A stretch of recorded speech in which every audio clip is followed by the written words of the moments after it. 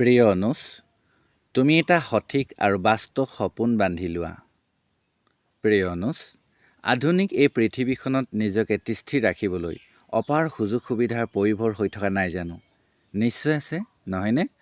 সেয়ে তোমাৰ প্ৰচুৰ সম্ভাৱনাময় যাত্ৰাত মনত এটা সপোন বান্ধি লোৱা। জীৱন সংগ্ৰামত তোমাৰ এটা সপোন থাকিবই লাগিব। সপোন যদি নাথাকে তেন্তে যি থকা বা প্ৰকৃত জীৱন যাপনৰ সুখ সন্তুষ্টি আৰু সফলতাৰ সোৱাদ নাপাবা নহয়। সেয়ে তুমি এটা ডাঙৰ স্বপ্ন লোৱা। তুমি এনে এটা স্বপ্ন দেখা যি সপোনে তোমাক কেতিয়াও শুবলৈ নিদিয়ে আৰু যিটো সপোনে তোমাৰ পৰা আচলতে বহুত কিবা কিবি আশা কৰে। তুমি কিবা হোৱাৰ সপোন দেখাতকৈ আচলতে কিবা এটা কৰাৰহে সপোন দেখা। আচল কথা কি জানা? কিবা এটা হোৱাৰ ইচ্ছাই তোমাক বিভিন্ন অবাঞ্ছনীয় কথা বা অভিজ্ঞতাই প্ৰভাৱিত কৰি বা জুমুৰি ধৰি থাকি পদে পদে বিপাঙত পেলাব পাৰে।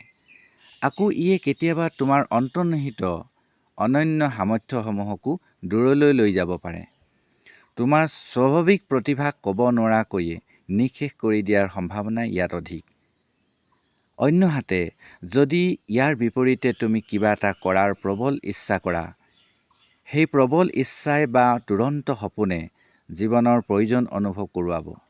লগতে ই অনাবিল প্ৰেৰণাৰ মন্ত্ৰেৰে আগুৱাই যোৱাৰ সবল শক্তি সঞ্চাৰ কৰি তোমাৰ জীৱনক বিমল আনন্দ আৰু সন্তুষ্টি প্ৰদান কৰিব।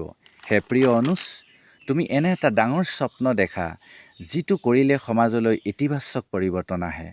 U always dream in the morning, in the afternoon and in the night. তোমাৰ ৰূপিত সপোনক সাকাৰ ৰূপ দিবলৈ ঘৰ্মাক্ত পৰিশ্ৰম কৰি যোৱা। সপোনৰ চূড়ান্ত শিখৰত উপনীত হ'বলৈ এইটোৱেই আটাইতকৈ মূল্যৱান মন্ত্ৰ। তুমি জানানে, টাইটানিক চিনেমাৰ নায়িকা অভিনেত্ৰী কেট উইন্সলেটে ৮ম শ্ৰেণীত পঢ়ি থাকোঁতেই চিনেমা জগতৰ শ্ৰেষ্ঠ পুৰস্কাৰ অস্কাৰ বঁটা অৰ্জন কৰাৰ স্বপ্ন দেখিছিল। অকল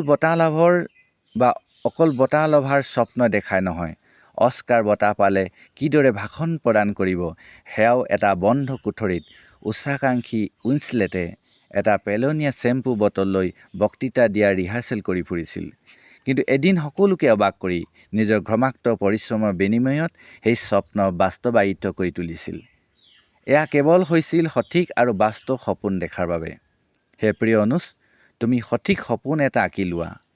টমাছ আলভা এডিছনে সপোন দেখিছিল যে তেওঁ এনেধৰণৰ চাকি তৈয়াৰ কৰিব যিবিধক বিদ্যুতৰ দ্বাৰা জ্বলাব পৰা যাব। কিন্তু তেওঁ সেই সপোনক কামত লগাবলৈ ৩০০০ বাৰ ব্যৰ্থ হ'বলগীয়া হৈছিল। তেওঁ পৰাজয় স্বীকাৰ নকৰাৰ বাবে আজি আমি পোহৰময় সভ্যতাত। ৰাইট ভাতৃদ্বয়ে সপোন দেখিছিল যে তেওঁলোকে এনে এবিধ যন্ত্ৰ তৈয়াৰ কৰিব যাৰ দ্বাৰা আকাশেদি উৰিব পৰা হ'ব। সেয়াটো আজি সম্ভৱ হ'ল। মাৰ্কনিয়ে সপোন দেখিছিল যে ঈশ্বৰৰ শক্তিক তেওঁ জয় কৰিব আৰু তাক কামত খটুৱাব। আচৰিত কথা এই যে সেই মাৰ্কনিৰ স্বপ্নৰ কথা শুনি আৰু কাম কাজ দেখি তেওঁ বন্ধুবৰ্গই পগলা ফাটেকত দিছিল। কিন্তু সেই মাৰ্কনিয়ে এদিন সকলোকে চমকিত কৰি তাঁৰ নোহোৱাকৈ বতাহৰ মাজেদি সংবাদ প্ৰেৰণৰ পদ্ধতি অৰ্থাৎ ৰেডিঅ' আৱিষ্কাৰ কৰিছিল।